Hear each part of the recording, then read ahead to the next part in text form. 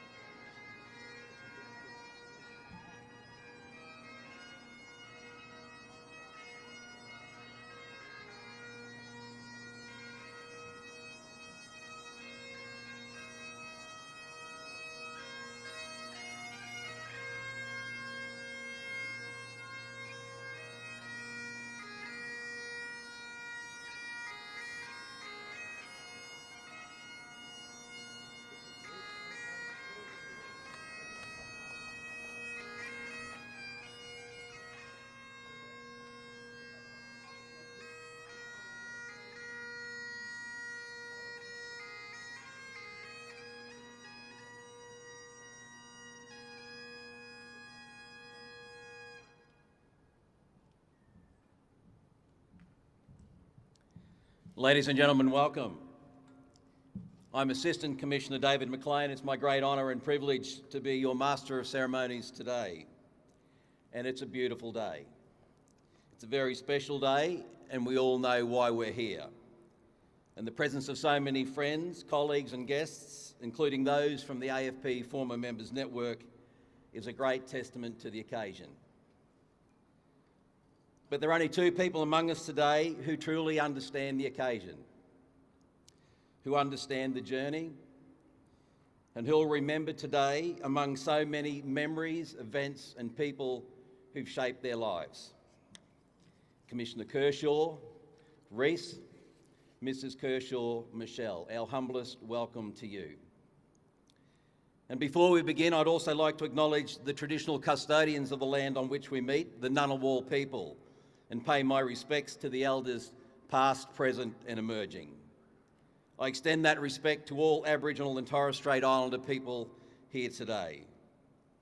And I'd also like to formally welcome our official guests, the Honourable Tony Burke MP, Minister for Home Affairs, Mrs. Lorraine Kerhsaw, Mrs. Renee Bronson, Mr. Thomas Bonson, Master Jarrah Bonson, Commonwealth Secretaries, fellow commissioners, friends, colleagues and distinguished guests.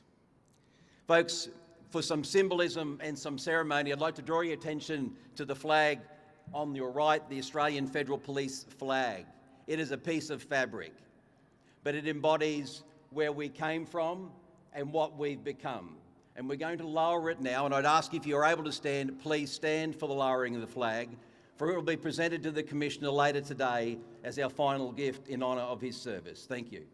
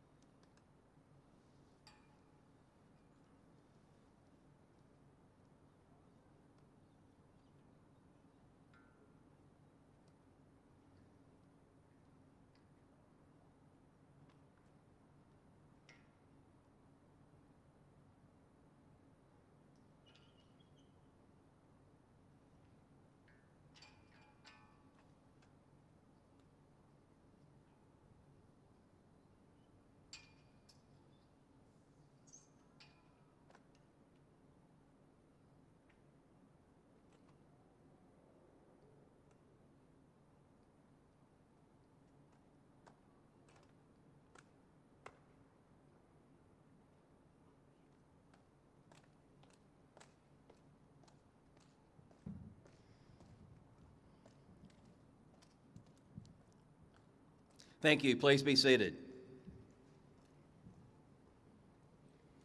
Commissioner, your policing journey began in 1988 as a constable in the ACT region, where you developed your foundational skills in general duties before progressing into the complex realm of criminal investigations, tackling serious crime across the Territory.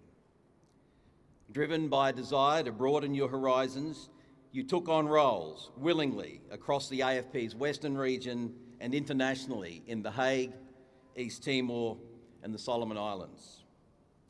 Your service under the United Nations banner is a point of pride, symbolised by the blue beret you wear with pride. Your rise through the ranks of the AFP was marked by initiative and leadership, particularly in the investigation of victim-based crime, high-tech crime and serious and organised crime. You gathered experience, confidence and respect, and you are recognised nationally and internationally as a law enforcement professional and as a leader, leading to your appointment in 2011 as Assistant Commissioner with the Northern Territory Police Force. 4 years later, in 2015, you were appointed Commissioner and Chief Executive Officer of the Northern Territory Police, Fire and Emergency Services. And on 2 October 2019, you were appointed as the 8th Commissioner of the Australian Federal Police and came home to us.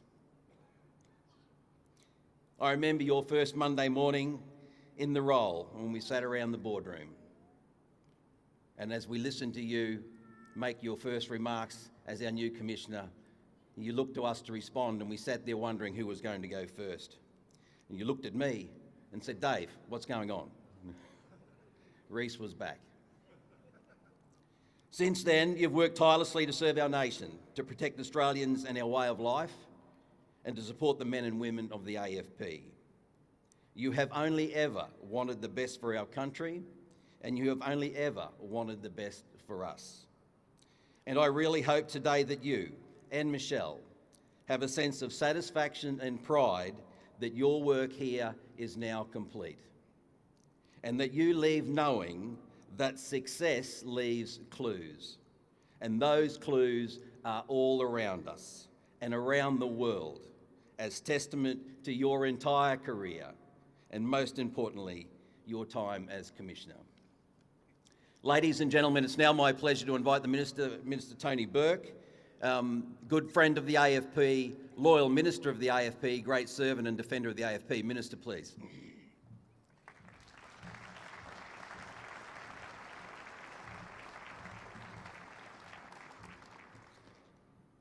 Thank you very much, Assistant Commissioner. As I've said before, it's one of the honours of my life to be the Minister responsible for the Australian Federal Police. And today, it is a moment none of us will ever forget, where we pay tribute and thank Reece Kerhsaw for his role as being the 8th Commissioner of the Australian Federal Police. The Australian Federal Police has a critical role in the history of Australia. Only one person will ever be the 8th Commissioner of the Australian Federal Police, and that mark in history we acknowledge today. I come as well bringing with me the personal wishes of the Prime Minister of Australia, Prime Minister Anthony Albanese. As was said on the floor of the Parliament of Australia, Reece, you have served the nation well.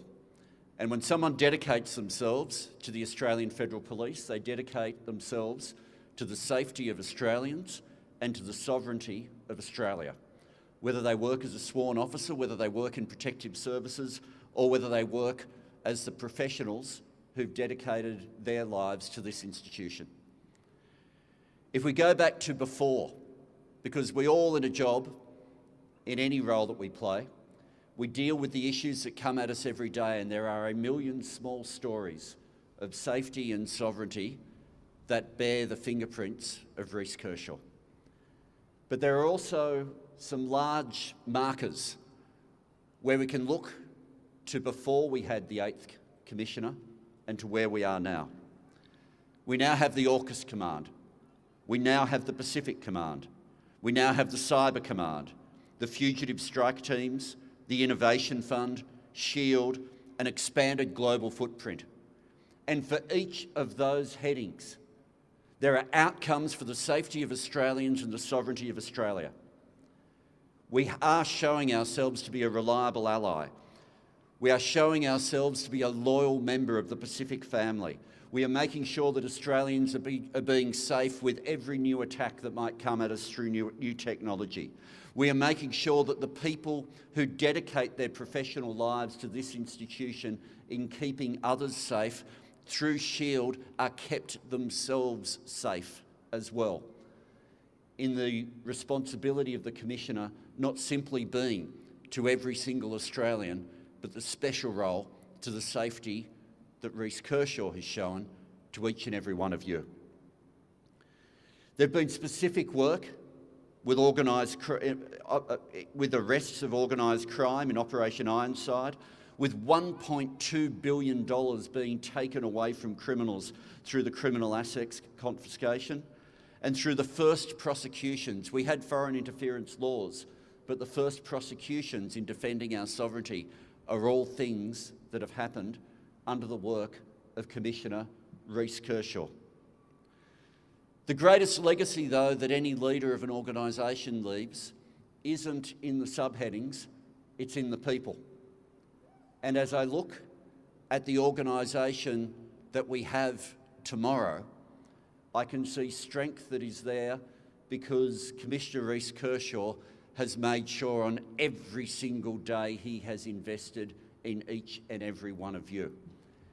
And everything that is achieved under the 9th Commissioner, when Commissioner-designate Chrissy Barrett takes office tomorrow, is also in part a tribute to the work in succession and investment that is also part of the work of Commissioner Reece Kerhsaw. The Commissioner wears the tunic with the aguilette, the rope. The history of that rope goes across a number of our services, but dates all the way back, long before there was an Australian Federal Police, to when people wore shoulder armour. And the rope was for the attachment of the armour and was there for the most senior people in our different services because they were the ones who would be in the front and need the armour as knights went into battle. I know for you, Commissioner Kerhsaw, whether it has been on the field, whether it has been in the front line of service over the years, or whether it has been through the bizarre world that the Parliament can provide with Senate estimates and everything else that happens as part of this role, that the SHIELD is something that has always been there by all the people who work with you and the confidence that you've always been able to have in the Australian Federal Police that you've invested in. But can I say I suspect the most important SHIELD that has been there all this time is still seated beside you right now. And in honouring Commissioner Reece Kerhsaw, we honour you, Michelle. We honour Lorraine. We honour Renee and Thomas. We honour Claudia and Mike, who can't be with us today but have been with Reece Kerhsaw throughout this journey. And we honour, as I did on the floor of Parliament, Jarrah and Tulsi. You have all provided a shield on the hardest days, and the hardest days can't be avoided. They come at us, and jobs such as Commissioner of the Australian Federal Police are more than jobs. They're vocations, and vocations made possible by the professional people who you work with and the people who then support you in your life when you're at home. We honour all of you. We are grateful to all of you. And in thanking you, Commissioner Reece Kerhsaw, can I say, as I'm entitled to do on a moment like this, to you and to every member of your family, Australia says thank you. Australia says thank you to you. We are a safer nation. We are a sovereign nation. We are a better nation because of your service.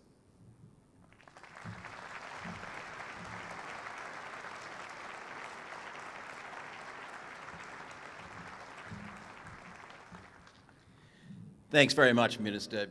Thank you. Thank you. An excellent summary. Very, very difficult to reduce all that's happened, all that's been achieved to a few moments. But we're grateful that you did that. Everything that you talked about is real. Everything mattered. And whether we did everything we set out to achieve, and in those cases where we failed, we did everything that you talked about because it was the right thing to do. So, Minister, thank you. And the weight of all those decisions, the weight of all the expectation, the fear of failure, if there was any, sat with one person. I'd like to invite the Commissioner now to share his final thoughts with us. Commissioner.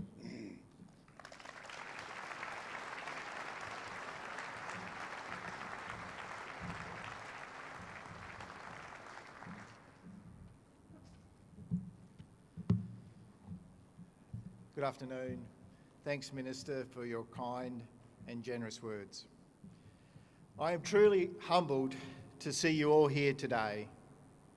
And since I announced my retirement in August, I've been reflecting on my life, especially my life in the AFP. Apart from 8 years in the Northern Territory Police Force, more than 2 decades has been dedicated to this agency. The AFP has moulded, influenced and shaped just about every facet of my life. And the people I've worked with have rewarded me with the gift of opportunity, a life of adventure and the guardianship of a blue family. The AFP has moulded, influenced and shaped just about every facet of my life. And the people I've worked for have rewarded me with the gift of opportunity, a life of adventure and the guardianship of a blue family. I just read the same paragraph.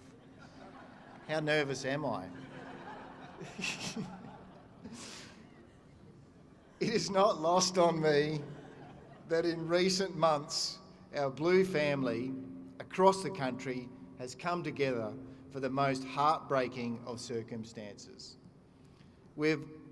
All of us have been to too many funerals for police killed on duty, and the greatest wish for all of you is that you stay safe and never have to farewell another fallen colleague. My wife Michelle, daughters Renee, Claudia, their partners Thomas and Mike, my mother Lorraine and my grandchildren Jarrah and Tulsi, I want to wholeheartedly thank you for supporting me all these years and allowing me every day to go home safely. My family has always been my guiding north and my true north. Michelle and I have always been Team Kerhsaw in how we have raised our daughters, but also throughout my career. I could never have had a successful career in policing without Michelle. In my final remarks to you as Commissioner, I want to reinforce the importance of not just your family at home, but your family at work.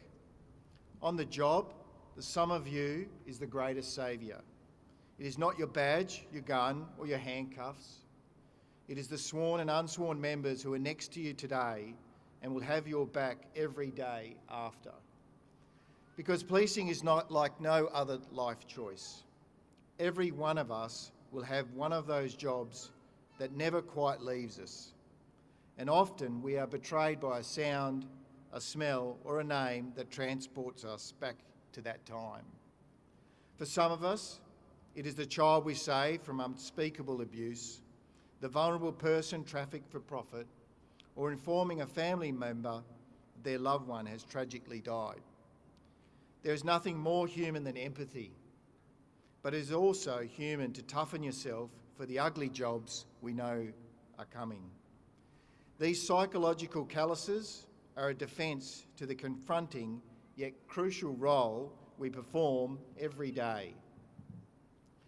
But that's why we need each other, to remind one another to keep things in perspective and not hide, but share what can be burdens of the job.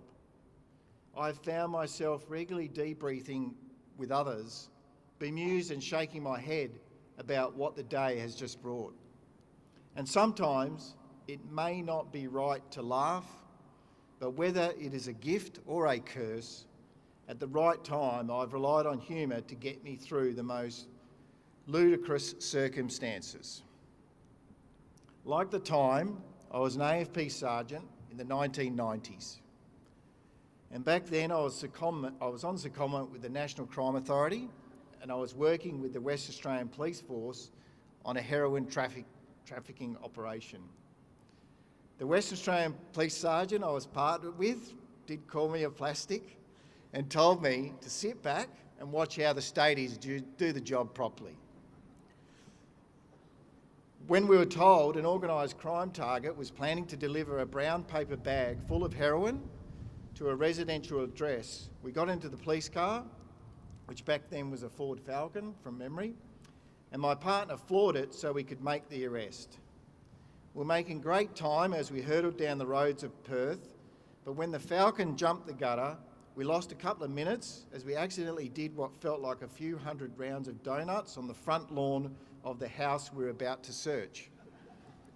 Once our heads stopped spinning and barely kept our breakfast from coming back up, we ran towards the front door with guns raised, determined to seize the drugs and make a good arrest. I remember my heart was beating against my chest as doors were being kicked in and police barked orders at people who were in the house and in the backyard. At some point, I thought, this does look a bit odd. There's a couple of grandmothers busy in the kitchen, there are balloons in the backyard, and kids are jumping around having a great old time. And then, and this is no word of a lie, my West Australian police partner started yelling at a woman carrying a tray, and he orders her, and I quote, "Put the effing fairy bread down." It was probably about then it dawned on most of us we had just busted a kid's birthday party. And if it wasn't apparent then, it certainly became obvious when we found the brown paper bag, which didn't contain millions of dollars of illicit drugs, but instead, wait for it, a toy Power Ranger. It was a present for the birthday boy. It was not a moment we were proud of, and I felt terrible for the family. The West Australian Police Sergeant said I was never allowed to tell anyone in the AFP about the comedy of errors that transpired, especially the fairy bread comment. But in the spirit of retirement, I thought I'd tell you all and let you know that I still can't look at a Power Ranger the same way. That West Australian police member is now retired is one of the best blokes I know. I continue to laugh about it today, him not so much. But the truth is, most of us in policing have examples of well-intentioned jobs that did not go to plan. And whilst there is often good-natured ribbing between police forces, it's important to note that many AFP jobs and operations which have kept Australians safe have been achieved with the support of our state and territory police colleagues and New Zealand police. And I thank all the State and Territory and New Zealand Police Commissioner here today and those of you who I've worked with in the past. I also want to thank the many police members who supported me whilst I was deployed offshore. Some of the best learning experiences have come from working in The Hague and United Nations peacekeeping missions. They prepared me to expect the unexpected and to think differently. I drew heavily on that experience when I worked in the Northern Territory Police Force, and again when I returned to the AFP as the Commissioner in 2019. As an agency, the AFP has undertaken extraordinary missions and operations to keep Australians safe. I'm so humbled by what we have achieved together in the past few years. And here's just a few examples I'm extremely proud of. Since 2019, domestic drug seizures have prevented more than $70 billion in harm to the Australian community. Since the 2020 establishment of Operation Dolus, a multi-agency AFP-led task force targeting cyber criminals, the investigations have returned $465 million to victims. In 2020, we set up the AFP-led National DNA Program for Unidentified and Missing Persons, which helped resolve 54 previously unidentified human remains and brought closure to 19 long-term missing persons cases across Australia. We reprioritised the AFP-led Criminal Assets Confiscation Task Force, which has restrained almost $1.3 billion in proceeds of crime since 2019. In 2021, we established the Fugitive Apprehension Strike Team, which has located 66 fugitives in Australia and overseas. And also in 2021, we established Operation GAIN, which targets high-value offshore criminals, and Operation GAIN has led to the arrest of 35 alleged organised crime figures, including high-profile individuals before Australian courts. We established the AFP-led Joint Policing Cybercrime Coordination Centre in response to the escalating cybercrime threat in Australia. The AFP-led Australian Centre to Counter Child Exploitation, known as the ACE, continues to be the country's nerve centre in helping to keep our kids safe. Between 2019 and 2025, the AFP has identified more than 1,000 victims of online child sexual abuse. We established a high-risk terrorism offender capability to keep Australians safe from terrorism and through counter-foreign interference, and through the counter-interference task force, we are protecting Australia from spies and espionage. We are heavily invested in and strengthened relationships with Pacific Islands Police, and we are navigating regional geopolitics with extreme skill and diplomacy. We now have an AFP reserve which supports retired members to stay connected to the AFP and provide a surge capability when needed. And we also have SHIELD, which provides AFP members access to leading health and wellbeing services. However, one of the jobs that redefined the AFP was Operation Ironside in 2021. Operation Ironside was the largest organised crime operation in the Southern Hemisphere. For years, a small team within the AFP and the FBI planned law enforcement's holy grail, being able to see in real time what crimes were being secretly directed and planned on encrypted communications. 4 years on, almost 400 alleged offenders have been charged with more than 2,300 offences in Australia alone. 63 of those offenders are collectively serving more than 300 years imprisonment. And under Operation Ironside, 6.6 tonnes of illicit drugs were seized, 55 million in proceeds of crime were confiscated, and 29 threats to life were intercepted in Australia. Again, I want to sincerely thank our state and territory partners for supporting the work of Operation Ironside. Our country is a much safer country today because of how we have worked together. And given the complex criminal environment, we will need to keep working together because together we are stronger. The threats the country faces today would have been inconceivable to me as a 19-year-old constable in 1988. And the world is much more complicated since I became Commissioner in 2019. But I know AFP Commissioner-designate Chrissy Barrett has the strength of character, fortitude and the support of the workforce to triumph over the diabolical threats we face as a country. And I'll be relying on her to keep my part of the world safe as I head back to the Northern Territory. Not many people know this, but my sister Robin is a successful television and film producer and was involved in creating that iconic TV series, Kath and Kim. And sometimes I'm described by my family and friends as being like one of Glenn Robin's alter egos, not Kel Knight, but that hapless wildlife expert Russell Coit. So wish me luck as I navigate the fishing hooks in my fingers, try to get my bogged four-wheel drive out of rain-soaked back roads and survive croc-infested waters. It's been my honour to serve you and my country. Thank you.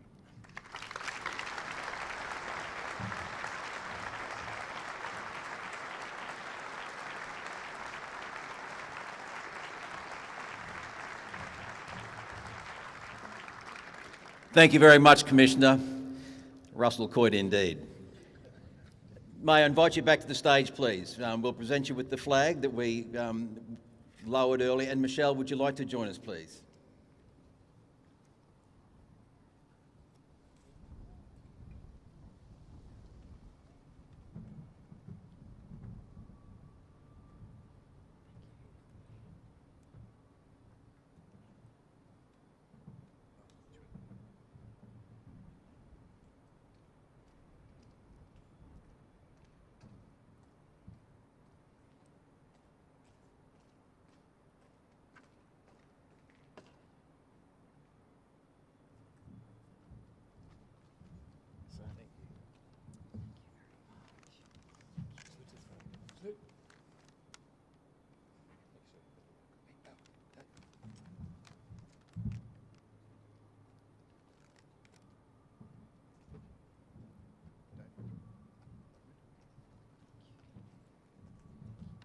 Ladies and gentlemen, Commissioner and Mrs. Kerhsaw.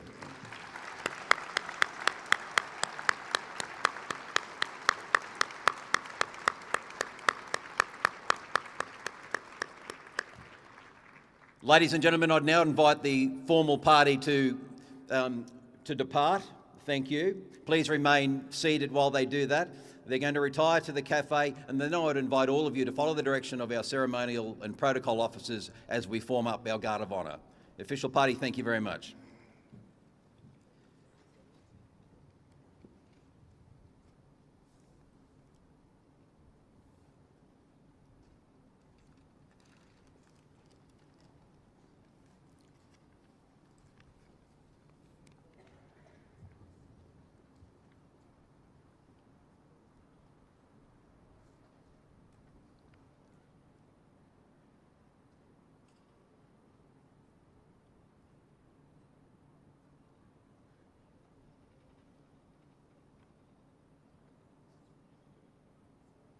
Commissioners and AFP Senior Executive, could I invite you please to, under the direction of the capos, to go out and start forming up the Guard, please.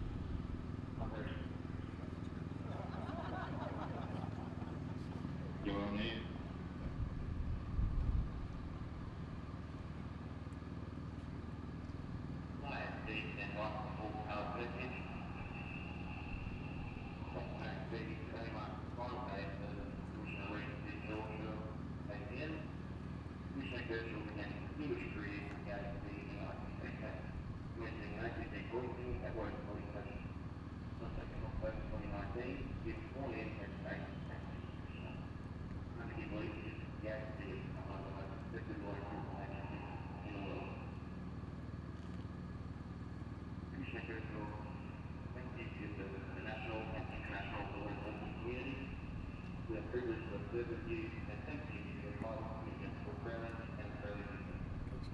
We wish you a long, fulfilling and well-deserved retirement. Congratulations.